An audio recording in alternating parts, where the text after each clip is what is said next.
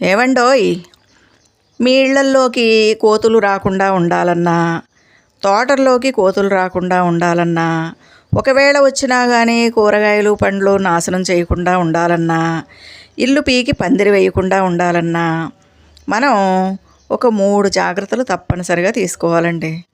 మరి ఆ మూడింటిని మేము ఫాలో అవుతాము. వాటి వల్ల ఈ కోతులు సాధారణంగా రావు, వచ్చినా కానీ వేటిని పాడు చేయకుండా ఉంటాయన్నమాట.